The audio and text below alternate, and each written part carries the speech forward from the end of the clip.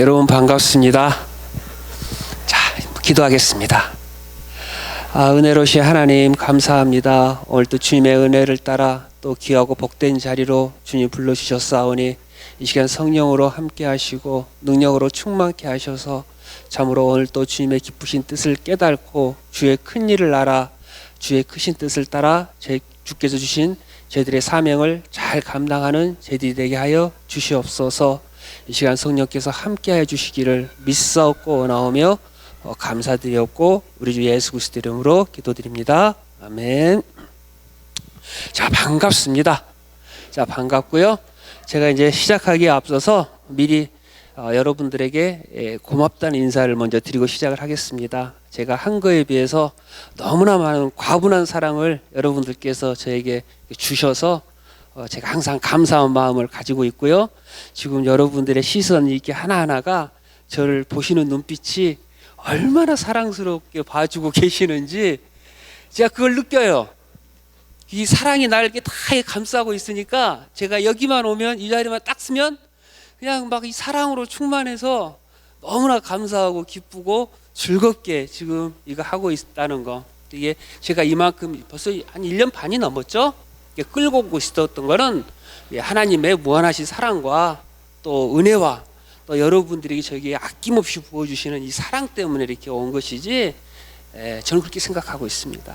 그래서 너무나 감사드리고 또 이렇게 감사드리는 와중에 또 여러분들 그러면은 아주 그냥 편하고 쉽고 즐겁게 이렇게 말씀을 전해드려야 되는데 그럼에도 불구하고 지난주에는 상당히 어려웠다. 그래서 많이 좀 힘드셨을 것이다. 그러나 좀 이해를 해주시고 또 미리 이렇게 또 제가 이렇게 밑밥을 이렇게 깔고 있는 거는 오늘도 쉽지 않다. 오늘도 쉽지 않다.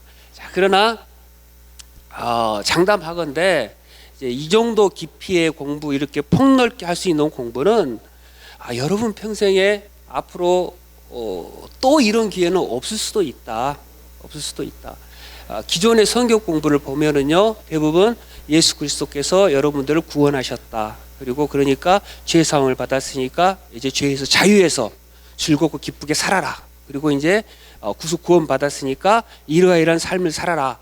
까지가 대부분이에요. 더 이상 이렇게 깊이 들어가 줄 수도 없고 할 시간도 없고 이게 또 받지를 못하시니까 못해요. 그러나 우리들이 하나님 은혜로 하다 보니까 여기까지 왔어요. 여기까지 왔고 이러한 것들이 왜 필요하냐면 이거 없이도 구원 받아요. 이런 공부 안 해도 주님 믿고 구원 받으면 구원 받는 거예요. 구원 받는데 신앙의 깊이와 넓이가 더 풍성해지죠. 이렇게 되면. 그러니까 그릇이 커진다고 보면 돼요. 이게 조그마한 정제기 안에서 우리가 구원을 담을 수 있는 그 그릇이었는데 이제는 이렇게 큰 대화가 돼서 어떤 것이 오더라도 우리가 이렇게 그걸 받음으로 주님의 은혜와 사랑을 또 풍성히 누리고 그 구원을 이뤄 나갈 수 있는 그러한 것들을 제가 해드리고 있는 거예요. 그래서 지금 조금 어렵지만 이런 거 들어두다 보면 오늘 또 무교절 나오고 그러잖아요. 무교절 벌써 우리 다 했던 거. 응? 무교절에는 뭘 먹으면 안 돼요? 누루. 그렇죠. 다 했던 거잖아요. 이제 벌써 틀려지잖아요. 근데 어느 절기에서는 우리가 누룩 있는 것을 제사에 바쳐요. 누룩 없는 거하고 누룩 있는 거하고. 어느 절기예요 이거? 이건 대단히 조금 어려운 건데 오순절 7.7절 오순절 때는 누룩 있는 빵을 올린다고요. 누룩 있는. 왜요? 누룩은 유대인과 누룩 없는 빵은 유대인을 가리키고 누룩 있는 빵은 이방인을 가리키고, 그래서 유대인과 이방인이 이제 다 함께 구원을 받을 것이다 라는 것을 증명해주고 또 오순절 성령이 오심으로 말미암아 이제는 죄에서 자유함을 얻을 것이다 라는 것을 증명해주기 위해서 벌써 오순절 절기 때는 누룩 있는 빵을 올리라고 그래요. 그러니까 이 성경이 이렇게 엄묘한 거예요. 그냥 뭐 있는 게 아니고 이미 구약에서부터 우리의 구원을 쭉 시작을 하시고 미리 그림자로 다 보여주시고 신약에서 이렇게 하나하나씩 증명해 나아가는 거예요. 그러니까 우리가 이런 걸 하나하나 깨달을 때 우리가 받은 은혜가 얼마나 더 깊게 생각이 되고 더 넘치겠어요. 저하고 그런 건 이런 것들이에요. 이런 것들. 그냥 뭐 주입식으로 그냥 여러분들이 하나님의 은혜를 받았으니까 이 은혜를 여러분들이 누리셔야 됩니까? 왜 못 누리십니까? 여러분 믿음이 없습니다. 그렇고 막 이렇게 막 아무 의미가 없다고요. 이 믿음이 자랄 수 있는 거는 이렇듯 풍성한 모든 것들을 우리가 깨달아 알아갈 때, 하나님을 아는 지식이 풍성해질 때, 그리고 내가 얼마나 죄인이었던가를 점점 알아갈 때, 이렇게 믿음이 더 자라가는 거고 하나님의 을 더 풍성히 누릴 수가 있게 되는 거예요. 자, 그런 의미에서 오늘도 조금 어렵지만 같이 힘차게 나와 보겠습니다. 자, 지난주에 굳이 여러분들이 이름 뭐 이런 거 다 아실 필요는 없어요. 그러나 대충 이러한 사건들이 있었다 정도만 생각하시면 돼요.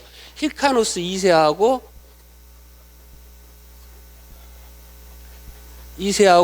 아리스토블로스 2세. 이제 이 사람들이 유대 왕국 그 당시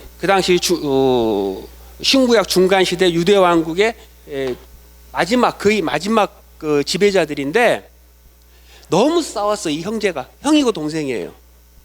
형이고 동생이고 이 힐카누스 2세는 누가 지지를 해줬느냐? 바리새파. 그리고 아리스토블루스는 사두개인.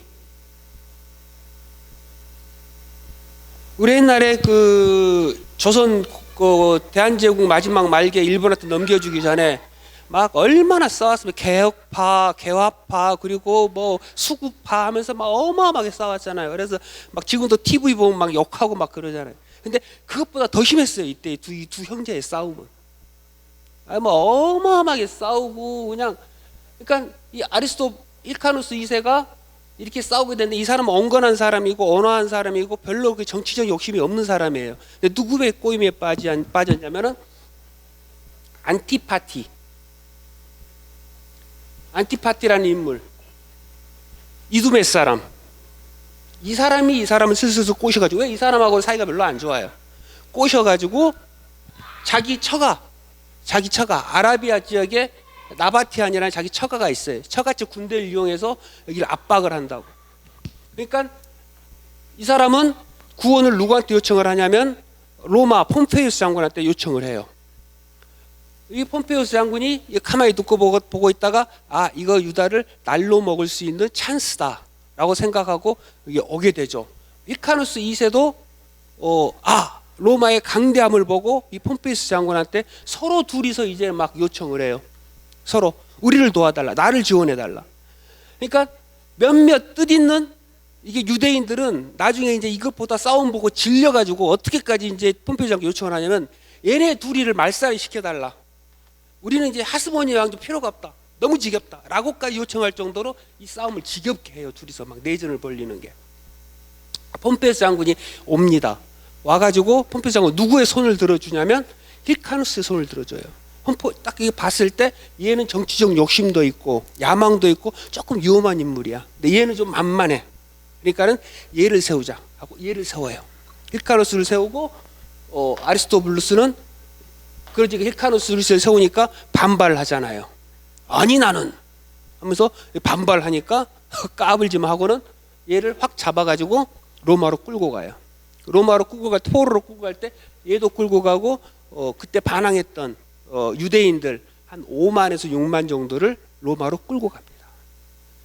이 5만에서 6만 정도를 끌고 간 사람들이 나중에 무엇을 이루냐면 로마 시민을 이루고, 그때는 포로로 끌려가서 종이었지만 나중에 어느 지나다 보니까 자유인이 되었고, 이 사람들이 뭘 이루냐면 오순절 때 로마에서 온 나그네들, 2장에 나오죠. 그때 오순절 방문자들, 그때 그 나그네들이 돼요. 그래가지고 이 사람들이 뭘 이루냐? 로마 교회를 이루게 돼요. 그러니까 이때 끌려간 사람들이에요. 사실은 그 사람들이. 아무튼 이렇게 해서 이렇게 됐는데, 그러면 이 사람이 잘 된 것 같은데 실질적으로 혜택은 누가 받느냐? 이 사람이 받아요. 그러니까 이 사람이 폼페이우스 장군하고 왔다 갔다 하면서 아양을 잘 떨고 이게 잘하니까 아주 흡족하게 보는 거예요. 그리고 그 와중에 로마 유력한 사람들을 사귀게 되고, 이렇게 되다 보니까 이 사람은 대제사장으로 해놓고 실질적인 권한 이 사람에게 주고, 이 사람을 유대 행정관으로 임명을 해줘요. 유대 행정관으로. 유대 행정관으로. 근데 이 사람이 얼마나 약삭 빠르고 얼마나 줄타기를 잘하냐면 그때 이제 로마가 어마어마한 변화를 겪는데 이 사람이 줄타기를 기가 막히게 잘합니다. 얼마 있다가 이 폼페이우스 장군하고 카이사르 장군하고 싸움이 붙어요. 싸움이 붙어서 이 폼페이우스 장군이 밀려나게 되죠. 케사르한테 밀려날 때 이 안티파티가 줄을 딱 바꿔서 케사르 쪽으로 딱 붙어요. 이 케사르한테 얼마큼 제공을 해줬냐면 이 폼페이우스 장군이 이 싸움에서 밀리다가 이집트로 도망을 와요. 이집트로 도망을 와서 여기서 자기 힘을 키워서 나가야겠다 했는데 이집트에서는 그 왕이 어떻게 했냐면 폼페이우스 장군을 목을 잘라요. 왜? 케사르가 더 무서우니까. 그래서 아예 목을 잘라서 바친다고. 그러니까 케사르가 여기로 딱 와요. 여기로 와서 딱 보고서 만난 사람이 누구냐? 클레오파트라를 만나요. 클레오파트라. 그 유명한 클레오파트라를 만나요. 그러니까 클레오파트라를 만나서 클레오파트라한테 유혹에 확 넘어가 가지고 그 왕이 남매였거든요. 클레오파트라하고 공동 왕을 만들어 버려요. 그러니까는 이 기존에 있던 왕이 열받잖아요. 화가 나잖아요. 반란을 일으켜 버려요. 반란을. 그러니까 얘네들이 가지고 있던 군대가 22,000명. 이 케사르 장군은 4,000명의 로마 군인만 데리고 왔어요. 그러니까 숫자가 너무 많은 거예요. 그러니까 간단히 말해서 이 세계에 되게 유명한 영웅이 애매한 데 와가지고 애매하게 죽을 뻔하게 된 거예요. 그러니까 뭐 사자가 재수없이 하이에나한테 걸려가지고 하이에나한테 잡아먹기 엉뚱한 곳에서 죽게 생긴 거야. 이때 이 안티파티라는 인물이 자기 처갓집을 동원해서 3,000명을 군대를 끌고 가서 도와줘요. 그리고 물자를 제공을 해주고 그 덕분에 케사르가 이기게 된다고. 그러니까 얼마나 이 사람이 고맙겠어요. 그래서 야 너는 내 친구야 이제부터 하고 이 안티파티를 로마 시민으로 인정을 해주고 그때는 그냥 행정관이었는데 폼페이우 갔을 때는 행정장관을 만들어줘. 장관을 더 올려준다고.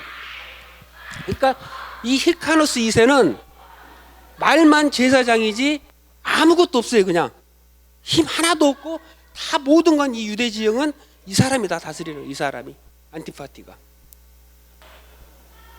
근데 유대인들의 마음은 어땠을까요? 이걸 보고 있는 유대인들의 마음은 안 좋아요.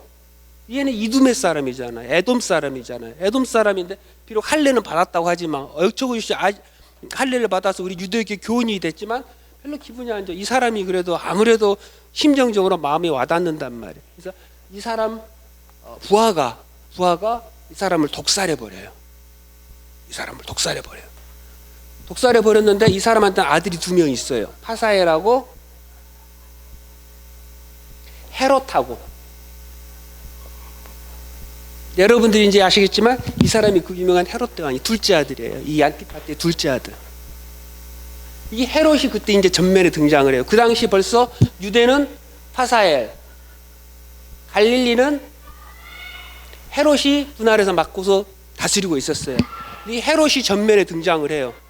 등장을 해서 이 아버지를 독살했던 사람들을 막 처단을 하고 오히려 이 사건을 통해서 이쪽 세가 더 약해져 버려요. 막 그냥 명분이 생겼잖아요. 독살한 무리들, 반역한 무리들, 로마에 반역한 무리들하고 막 하니까 이 무력 앞에 힐카노스 2세는 밀리다가 어떤 정책을 내놓냐면 야 이제 그만하고 서로 사이좋게 지내자. 자기의 손녀딸을 시집을 보내요. 손녀딸 미리암 그래요. 미리암 아주 미인이었다고 그래요. 진짜로 이뻤다고 그래요. 그 당시 뭐 유대에서는 최고의 미인이었다고 그래요. 그러니까 이 헤롯은 그때 벌써 아들도 있었고 자기 부인도 있어요. 이두메 출신의 도리스라는 부인이 있어요. 과자 이름 같죠? 이름이 도리스 과자 이름.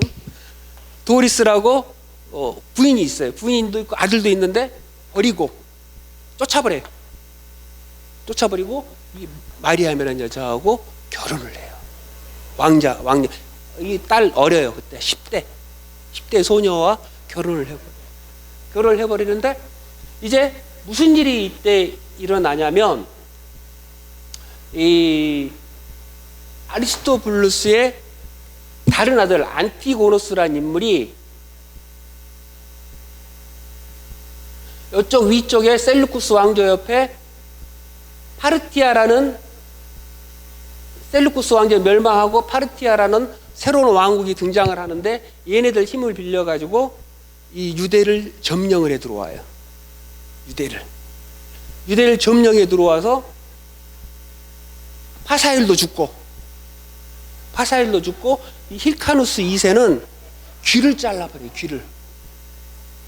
귀를 잘라버렸다는 거 뭐냐면, 제사장은 신체에 흠이 있으면 안 돼요. 흠이 있으면 제사장 자격이 안 돼요. 그러니까 더 이상 대제사장 하지 말라는 거예요. 이거는 잘라가지고 이 파르티아로 인질로 보내버려요.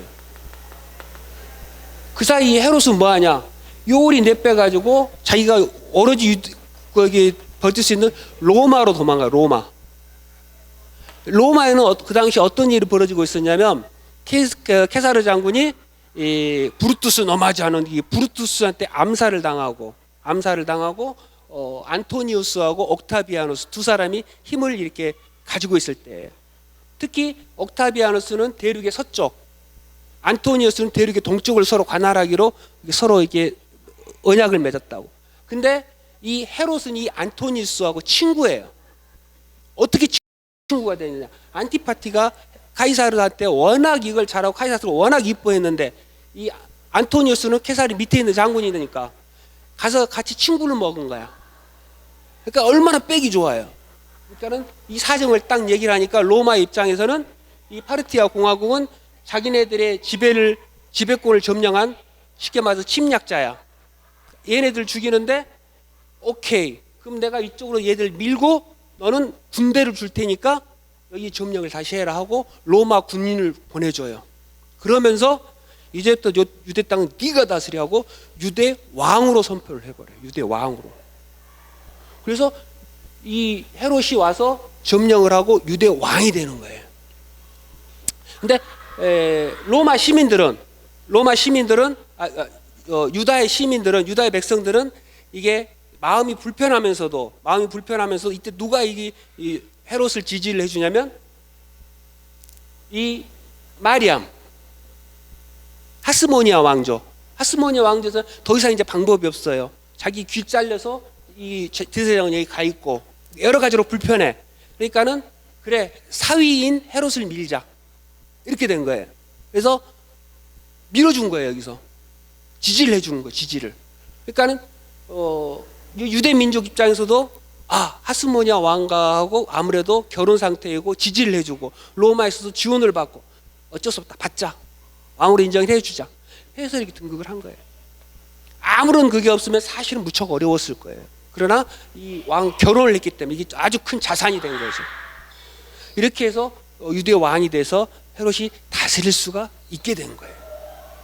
그러니까 제일 처음에 헤롯이 다스리게 된 근본은 뭐냐면은 요한 힐카누스 1세가 에돔 지역을 점령하면서 너희들이 유대교로 다 들어와, 할례 받아, 이렇게 해서 편입해버린 거. 그리고 두 번째는 이렇게 하스모니아 왕과의 결혼, 그리고 복잡한 세계 정세, 로마의 지원, 이런 것들이 다 맞물려 가지고 이 헤롯이 왕으로 올 수 있게 된 거예요. 근데 이게 평탄치가 않았던 게 뭐냐면, 그럼에도 불구하고 이 왕가는 언제든지 자기를 내쫓고 왕이 될 수 있는 자격을 갖추고 있기 때문에 이 사람은 항상 불안한 거예요. 항상 불안하고 이 마리암을 너무 사랑했어요.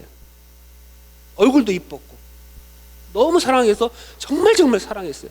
근데 이 마리암은 이 헤롯을 정말 미워했어요.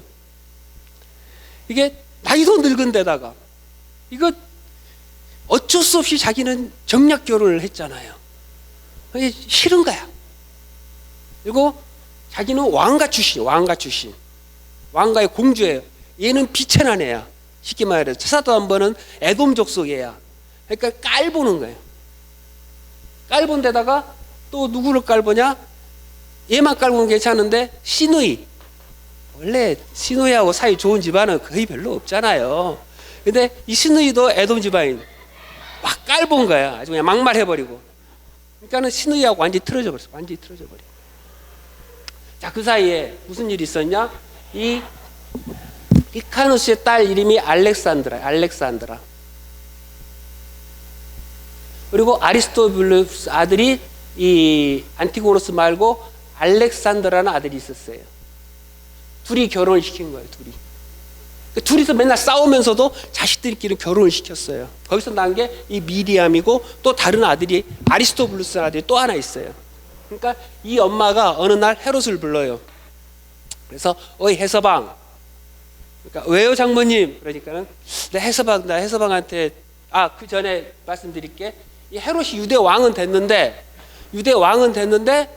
대제사장을 세워야 될 거 아니에요. 대제사장을. 여기는 대제사장이 안 되고 없잖아. 그러니까 자기가 하고 싶은데 자기는 해서는 안 돼. 자기는 했다 진짜 유대가 난리가 봉기가 나고 막 반란이 일어나요. 이거는 할 수가 없는 거야. 그 당시에는 벌써 이 제사장하고 왕하고 같이 이렇게 했던 유대 왕국이었는데, 그러니까는 여기 애굽에 있던 만만한 애 하나 골라가지고, 자기가 옛날부터 잘하던 애 하나 골라가지고 데리고 와가지고 대제사장을 시켜요. 그러니까 이때부터 대제사장이 왕이 마음대로 하게 된 걸로 바뀌어버린 거예요. 원래 대제사장은 죽을 때까지 하는 거예요. 죽을 때까지. 죽고 그 아들이 이렇게 있고 이렇게 되는 거에 원래 법칙에 맞았는데, 그렇지 않고 이때부터 자기 멋대로 하게 돼버린 걸로 바뀌어버린 거예요. 그러니까 예수님 시대에 대제사장이 두 명이 있었죠. 안네스와 가야바. 안네스가 있고 자기 사위를 또 가야바 사위를 대제사장으로 시키잖아요. 그러니까 이렇게 돼버린 거예요. 이렇게. 그러니까 이러한 구조를 알면은 이게 다 이해가 되는데, 이러한 구조를 이해를 못하고 냉떡없이 목사님 왜 두 명이에요? 이렇게 물어보면은 이런 걸 다 알고 계신 목사님들 같으면 설명을 해주지만, 그렇지 않은 목사님들은 그건 유대교가 그때 타락해서 그래. 넘어가 버려. 그러나 실질적으로는 이러한 배경 가운데 있는 거예요. 왕이 마음대로 이렇게 해버리는 이런 걸로 바뀌어버린 거예요. 이렇게 했는데 가만히 하니까 알렉산드라가 이렇게 얘기를 하는 거예요. 해서방, 내가 청이 하나 있는데, 이렇게, 왜요 장모님? 그러니까 이왕이면 우리 아들을 대제사장으로 임명을 좀 해줘. 청탁을 넣어요. 그러니까 헤롯 입장에서는 이게 약간 찝찝한 거예요. 분명히 이 가문은 왕이 될 수 있는 자격을 갖추고 있는 것이고, 이 대제사장으로 임명을 해달라는 거는 어찌 보면 반란을 일으킨 것 같다고 똑같은 거거든. 근데 그 당시에 이쪽 힘이 셌기 때문에 함부로 이게 거절할 수는 없잖아요. 그러니까 네, 그러면서 제가 일단 들어는 드릴게 하고 들어는 줘요. 대제사장 임명을 시켜주는데 얼마 있다가 이 아리스토블루스는 어느 날 강가에서 시신으로 발견이 돼요. 누가 죽였는지는 아무도 몰라요. 그러나 물증은 없으나 심증은 확신하잖아요. 이걸 죽여서 이득 볼 사람 딱 이 사람 하나밖에 없잖아요. 물증은 없어요. 심증은 다 이 사람이야. 그래서 죽어버려요. 그리고 또 어떤 일이 벌어지냐면, 히카누스 2세는 여기로 파르티아 왕국에 와 있었는데, 이 헤롯이 보기에 여전히 골칫거리예요. 혹시 이 사람이 이쪽 군대를 끌고 와서 자기를 없애고 왕이 될 수 있는 그런 근거가 있어. 그래서 연락해서 오시라고 그래요. 장인 할아버지 오세요. 이제 오셔서 우리 땅에서 편하게 사세요. 그러니까 이분이 고향으로 가고 싶잖아요. 오셨는데 이분을 이 파르티아 공화국하고 짜서 우리나라를 엎으려는 내란을 벌린다 해서 잡아가지고 죽여버리고 막 숙청을 시작한다고. 하스모니아 왕가의 숙청을 시작한다고. 그러니까 이 마리아는 어떻겠어요? 자기가 사랑하는 할아버지를 죽여버리고, 자기의 동생을 죽여버리고, 그리고 자기의 사랑했던 친척들을 다 막 죽여버리는 이거를 보면서 얼마나 더 믿겠어요. 왼수지, 쳐다만 봐도 왼수지. 근데 그럼에도 불구하고 헤롯은 너무 좋아. 너무 사랑해. 막 이 부인의 사랑을 받고 싶어요. 어떻게든. 근데 그럴 때마다 경멸하고 저주하고 막 더 자기를 사랑한 줄 알기 때문에 더 막말을 막 퍼붓는다고. 더 막말을. 그러니까 이 사람은 이제 막 성격이 이상해지는 거예요. 막 사랑하면서도 증오하고 막 이런 복잡한 이런 정신 상태로 돌아가 버려요. 그러니까 자기의 권력을 위해서는 이걸 처단을 해야 되고, 로마의 눈치를 봐야 되고, 로마의 힘을 알잖아요. 로마가 언제든지 자기를 지금은 지원해주고 있죠. 마음이 안 들면 바꿔버릴 수 있다는 것도 알아요. 로마의 눈치도 봐야 되지, 유대 국민의 눈치도 봐야 되지, 그리고 이런 하스모니아 왕가의 또 눈치도 봐야 되지. 게다가 사랑하는 마누라는 밤마다 그냥 나를 긁어대지. 쳐다만 봐도. 그러니까 너무 힘든 거예요, 얘가. 너무 힘든데 이 시누이가, 살로메가 작전을 짜요. 왼수잖아요, 왼수. 막 자기 무시하고 쳐다만 보면, 야, 니까진 게 어디서, 내가 왕궁에 있을 때 니까진 것들은 내 발톱에 때도 아니었어. 쳐다보지도 못했어. 뭐 이렇게 막 막말을 하는 거예요. 내 신여만도 못한 게 어디서 이제 왕이 분열했다고, 어디서 감히 천한 것이 이렇게 나오니까. 그러니까 막 어떻게든 막 죽이고 싶은 거야. 가지고 작전을 짜가지고 이게 이 마리암이 헤롯을 독살해서 죽이려고 그런다. 라고 자꾸 오빠한테 찔러대고 막 그 작전을 짜서 이상하게 막 만들고, 그리고 얘가 그래도 또 안 통하니까, 헤롯이 너무 사랑하니까 얘가 딴 남자를 좋아하는 것 같다. 딴 남자를 만나는 것 같다. 이렇게 거기서는 헤롯이 돌아버린 거예요. 독살은 에이씨 하는데 딴 남자를 하니까는 그냥 막 질투심에 막 눈이 멀어가지고 가지고는 순간적인 감정을 못 이겨가지고 미리암을 죽여버려요. 자기 사랑하는 부인을 죽여버려, 마리암을. 자, 이렇게 되니까 이제 유대 국민들, 유대 백성들은 어떻게 되겠어요? 하스모니 왕자 다 죽고, 그리고 우리 사랑하는 왕녀마저도 이 사람이 죽여버리고, 막 민심이 들끓는 거죠, 민심이. 사실은 이 사람이 인정해 주는 게 이 하스모니 왕가에서 이렇게 밀어줘서 인정을 한 건데, 그렇지도 않으니까 막 민심이 들끓고, 야, 반란의 기미가 보이고. 그러니까 로마는 그 당시 정책을, 어떤 정책을 폈냐면 다 인정해줘요. 자치권도 인정해주고, 그리고 다스릴 때 그 전에 자기가 점령하기 전에 다스렸던 그 왕가, 민족 다 인정해줘요. 이들이 다 해, 다시 다 해. 다만 세금만 내고 다 해, 다 지원해줄게. 다만 세금만 내고 시끄럽게만 하지 마.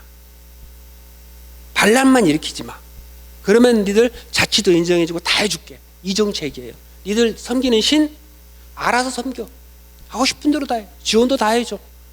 다시 한번 얘기하지만 세금 꼬박꼬박 내고 반란만 일으키지 마. 시끄럽게만 하지 마. 이거예요. 근데 여기서 막 유대가 민대들이 시끄럽게 해버리면 어떻게 돼? 로마의 정부에 찍혀버려, 자기는. 야, 얘 안 되겠다. 얘 이게 못 다스린다. 얘 바꿔.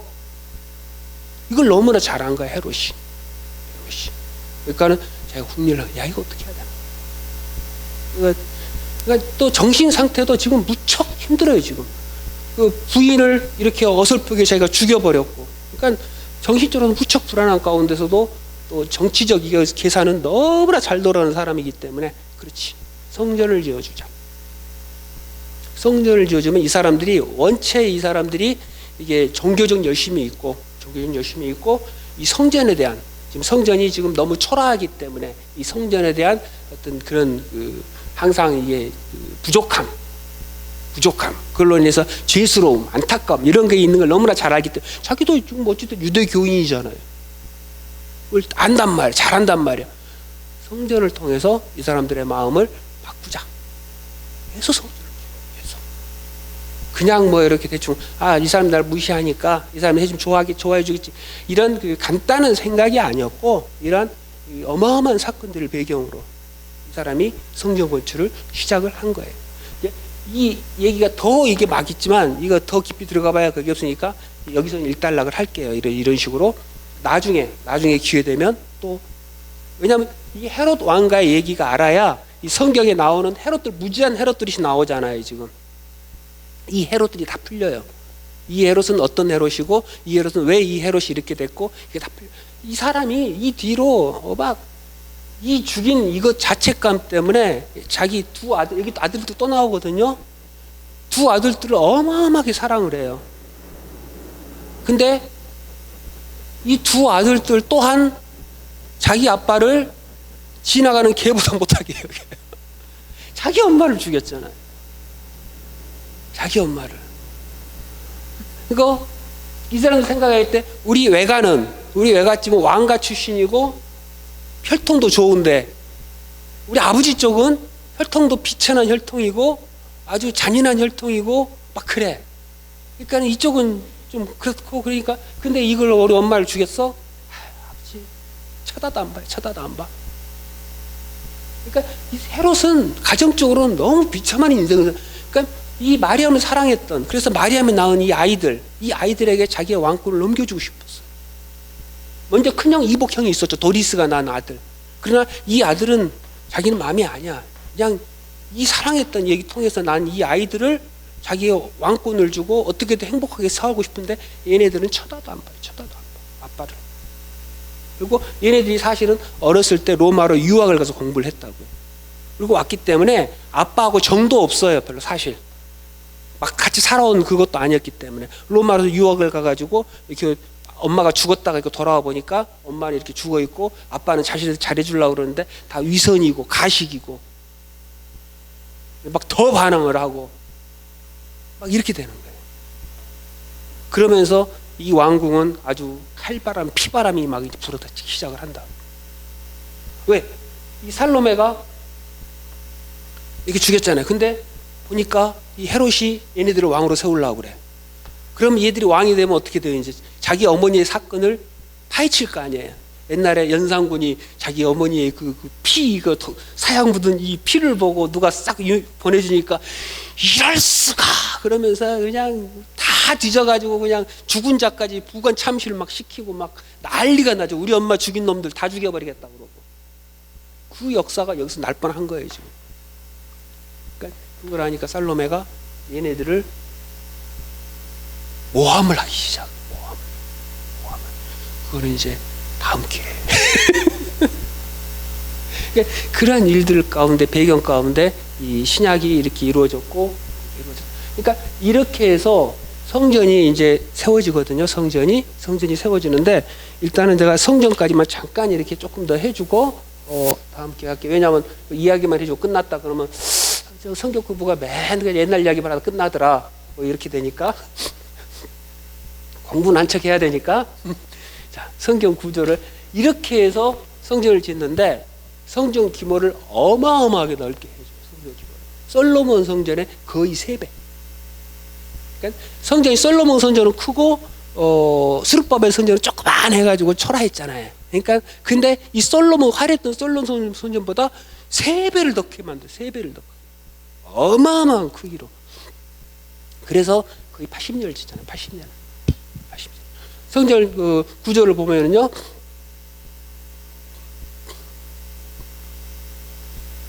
여기가 지성소. 여기가 성소. 지성소에는 뭐가 있습니까? 언약궤가 있습니다. 언약궤 안에는 뭐가 있죠? 만나를 담은 항아리, 그리고 또 아론의 쌍난 지팡이, 그리고 여기 안에는 십계명 돌판. 그건 십계명 돌판 뭐가 덮고 있습니까? 속죄소라고 그래서 천사들이 그루브를 지어서 이렇게 날개로 딱 덮고 있고 거기에 예수 그리스도의 보혈의 피로 속죄함을 받는 그 의미를 하죠. 속죄소가 있고 이게 하나님의 말씀, 이 말씀으로 통치를 받고 그리고 만나를 담은 항아리, 이걸 통해서 우리의 생명이 되시는 우리 주님, 이걸 뜻하고 아론의 쌍난 지팡이는 뭐합니까? 죽었던 것에 새로 나왔잖아요. 예수 그리스도의 부활을 의미합니다. 다시 살아나신다는 거. 이걸 의미하는 지성소에는 이 3가지가 준비가 되어 있죠. 그러니까 전부 이러한 것들이 예수 그리스도를 상징을 해주고 있다. 그런데 성소에는 또 뭐가 있습니까? 여기 먼저 분향단. 이 분향단은 뭘 의미하니까? 성도의 기도. 성도의 기도.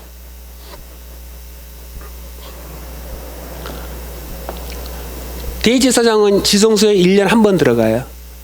1년에 한 번. 그리고 성소에는 대제사장이 수시로 날마다 왔다 갔다 하죠. 그래서 여기 향단에 불을 피우고, 그리고 여기 왼쪽에는 들어가자마자 왼쪽, 하나님이 보시기에 오른쪽, 여기에 뭐가 있냐면 촛불. 촛대가 있어요. 촛대가. 이건 뭘 상징합니까? 빛 대신 예수님의 사역을 뜻합니다. 빛 빛 대신 예수님의 사역. 예수님께서 오셔서 빛으로 오셔서 빛을 비춰주실 것이다 라는 빛 대신 예수님의 사역을 뜻하는 이 촛대가 이렇게 왼쪽에 있고요. 오른쪽에는 뭐가 있습니까? 진설병. 12개의 진설병이 있죠. 다윗이 배가 고파가지고 여기서 죽을 운명에 처해서 이 진설병을 먹죠. 제사장만 먹을 수 있는, 제사장만 먹습니다. 이 진설병은 뭘 통하냐면은 우리의 양식이 되시는 예수 그리스도께서 우리의 양식이 되신다는 거, 이걸 뜻하는 진설병이 이렇게 있습니다. 이게 성소와 지성소 이렇게 되어 있습니다. 그리고 성소와 지성소를 나오면 이렇게 계단이 있고요. 성소와 지성소를 바치는 이 입구에는 복인과 여호와스라는 대기둥이 있고, 여기가 나오면 계단이 있고, 계단 옆에 큰 대야가 있어요. 큰 대야. 바다라고 그래가지고 어마어마하게 큰 대야가 있고, 이 바다는 12마리의 소가 이렇게 딱 받치고 있어요. 그러니까 이건 뭘 하냐면 대제사장이 깨끗하게 하는데, 정결케 하는데, 자기 정결케 하는데 씻고 들어가야 돼요. 그냥 들어가면 안 되고, 씻고 깨끗하게 정결케 하는, 깨끗하게. 그리고 여기는 물두멍이 이렇게 있습니다. 물두멍이 있고, 이 물두멍은 밑에 바퀴가 달려 있어서 움직일 수가 있어요. 이건 뭘 하냐면 희생제물을 드릴 때 희생제물을 닦는 이런 역할을 합니다. 이런 역할을 하고, 여기에 이제 번제단이 있고, 번제단, 여기에 제물을 잡는 장소가 여가 있고, 여기가 제사장의 뜰이라고 그래요. 제사장의 뜰. 제사장만 들어갑니다. 제사장만 들어가는 데고, 이제 이 앞으로 하나가 더 이렇게 해가지고 이스라엘의 뜰.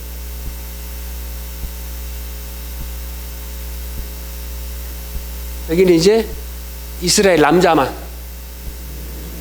들어갔습니다. 남자만. 그리고 또 여기 이렇게 해가지고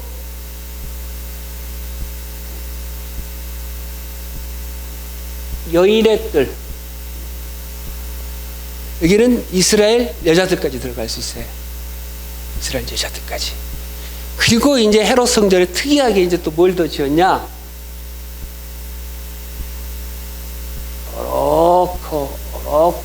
크게 해가지고 여기가 이방인의 뜰.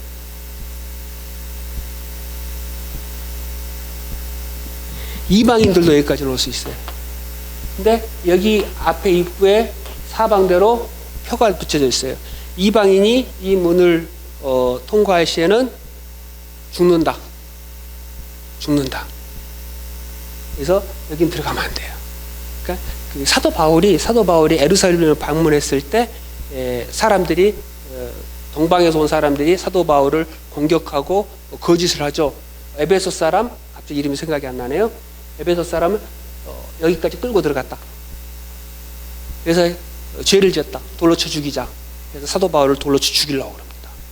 그러니까 이방인을 여기로 데리고 들어갔다는 거예요. 여기가 이방인의 뜰인 거예요. 이방인의 뜰. 이게 왜 내가 이걸 설명을 해드리냐면, 나중에 좀 있으면 나오는 성전 미문하고, 그리고 여기 솔로몬 행각하고, 왕의 행각하고, 그리고 예수님께서 어디에서 있는 무리들을 쳐가지고 성전을 정화시켰는가, 그걸 설명을 해드리려고 설명을 해드리는 거예요. 여기 그림으로 이렇게 딱 보면 이제 이렇게 됐구나 하고 이제 여러분들이 이해가 훨씬 이렇게 다다닥 되실 거예요. 그러니까 뭐 다음 시간에 기대도 되겠죠? 자, 질문 있으십니까? 자, 없으시면 마치겠습니다. 감사합니다. 은혜로우신 하나님 감사합니다. 참으로 주님의 은혜를 따라 오늘 또 귀한 말씀을 나눴습니다. 조금은 어렵고 힘들 수도 있지만 참으로 주님의 은혜를 따라 참으로 저희들이 하나하나 이렇게 풀어나가고 있습니다. 하나님, 참으로 저희들이 소망하기는 단 하나입니다. 하나님과 우리 주 예수 그리스도를 풍성히 알고 구원을 풍성히 누리고 주께서 이 구원을 저희들이 누림과 동시에 주께서 주신 사명을 잘 감당하기 원하는 그 마음뿐입니다. 그리고 저희들은 반드시 천국을 들어가기 원합니다. 하나님, 우리 천국을 들어갈 수 있도록 저희들 마음을 붙잡아 주시고 성령께서 저희들의 마음을 열어주시고 은혜를 베풀어 주셔서 참으로 우리 주 예수 그리스도 하나님을 사랑하는 마음으로 가득 차게 하셔서 내가 참으로 주의 구원받은 자든 사실은 사실을 저희들이 확증하는 가운데 주신 구원을 이루어 나갈 수 있도록 축복하여 주시옵소서. 지금 날씨가 무척 힘든 가운데 있습니다.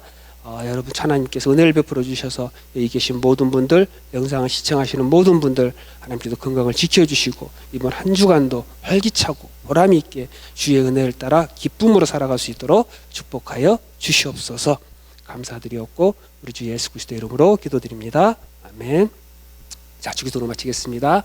하늘에 계신 우리 아버지여, 이름이 거룩히 여김을 받으시오며 나라의 마옵시며 뜻이 하늘에서 이룬 것 같이 땅에서도 이루어지이다. 오늘날 우리에게 일용할 양식을 주옵시고 우리가 우리에게 죄 지은 자를 사하여 준 것 같이 우리의 죄를 사하여 주옵시고 우리를 시험에 들게 하지 마옵시며 다만 악에서 구하옵소서. 대개 나라와 권세와 영광이 아버지께 영원히 있사옵나이다. 아멘.